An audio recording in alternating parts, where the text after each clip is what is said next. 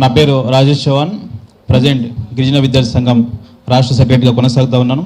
ఈనాటి కార్యక్రమానికి విచ్చేసిన ముఖ్య అతిథులు, నాతోటి విద్యార్థి సంఘాల ప్రజాప్రతినిధులు, అదేవిధంగా మూసీ పరివాహక ప్రాంత బాధ్యతలకు ఉద్యమవందనాలు తెలియజేస్తూ, ముఖ్యంగా ఈరోజు కాంగ్రెస్ గవర్నమెంట్ ఏదైతే మూసీ ప్రక్షాళన కార్యక్రమం చేపట్టిందో ఇది వాస్తవానికి మేనిఫెస్టోలో లేదు. కానీ ప్రభుత్వం 6 గ్యారెంటీల పేర్లు చెప్పుకొని అధికారంలోకి వచ్చిన తర్వాత మూసీ పేరుతోటి అనేకమైనటువంటి మోసాలకు పాల్పడుతూ ఉంది.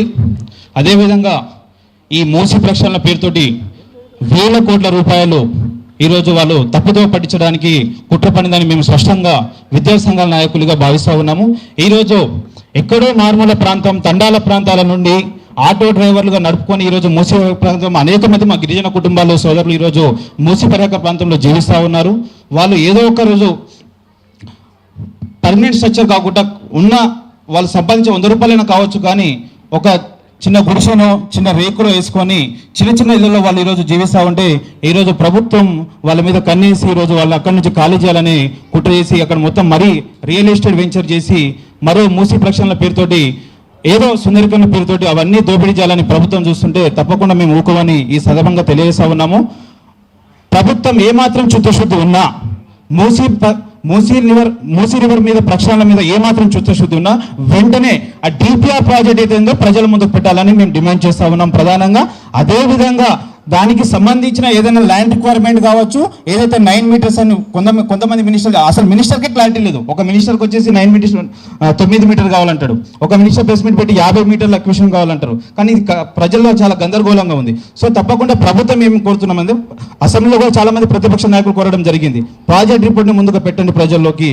ప్రాజెక్ట్ రిపోర్ట్ తెలుస్తుంది ఎంతవరకు ఎంత దానికి మూసీకి అవసరం ఉంది, బడ్జెట్ ఎంత అవసరం ఉంది, దేనికోసం సుందరీకరణ చేస్తారు. ఆల్రెడీ గత ప్రభుత్వంలో కూడా ఎస్టీపీలు పెట్టి నీటిని శుద్ధి. ఇప్పుడు అనేక మేరకు చూస్తుంటే గండిపేట మేసాలను చూసుకుంటే అక్కడ తార్మతిపేట వరకు చాలా కాలుష్యం జరుగుతుంది వాటర్లో. చాలా ప్రైవేట్ కంపెనీస్ కావచ్చు, చాలా సేవరేజ్ వాటర్ అందులో మీరు దాన్ని అరికట్టండి. ఏదైతే గార్బేజ్ అందులో దాన్ని అరికట్టండి. బేసిక్స్ ప్రిన్సిపల్స్ మర్చిపోయి మూసీ ప్రక్షాళన పేరుతో వేల కోట్ల రూపాయలు పెట్టి తప్పుదో ప్రజాధనం తప్పుదో పట్టిస్తే తెలంగాణ ప్రజలు ఇంకా చూసి ఊరుకోలేరు. మీరు ఏ విధంగా అయితే ఇప్పుడు చూసినాం, మన ఖమ్మంలో రాత్రికి రాత్రి జేసీబీలు పంపించారు, రేపు ఇక్కడ కూడా అదే జరుగుతుంది. సో ఇప్పటికీ చాలా వ్యతిరేకత ప్రభుత్వం పైన ఉంది. దయచేసి ప్రభుత్వం దృష్టిలో పెట్టుకొని వెంటనే డిపిఆర్ ప్రాజెక్టు ప్రజల ముందుకు పెట్టాలి. ప్రజా సంఘాల అభిప్రాయాలు తీసుకోవాలి. మూసీ పరివాహక బాధ్యుల అభిప్రాయం తీసుకున్న వెంటనే కార్యక్రమాన్ని చేపట్టాలని మేము ముందుగా డిమాండ్ చేస్తా ఉన్నాం. అదేవిధంగా ఆ బాధితులకు ముందు నివాసం, పూర్తిస్థాయి నివాసం, వాళ్ళు కోరుకున్న విధంగా నివాసం కల్పించిన తర్వాతనే అక్కడ ప్రభుత్వాలు యాక్షన్ తీసుకోవాలి. లేని ప్రశ్నలు తప్పకుండా అన్ని విద్యా సంఘాలు, అన్ని ప్రజా సంఘాలు కలిసి తప్పకుండా ప్రభుత్వంపై ఉద్యమం కొనసాగిస్తామని ఈ సందర్భంగా తెలియజేస్తూ నాకు ఈ అవకాశం ఇచ్చిన పెద్దలందరికీ ధన్యవాదాలు తెలియజేసుకుంటున్నాం. రాజేష్ గారికి ధన్యవాదాలు. ఇప్పుడు అంశ అధ్యక్షుడు నామ సైదులు మాట్లాడుతుందిగా కోరుతాం.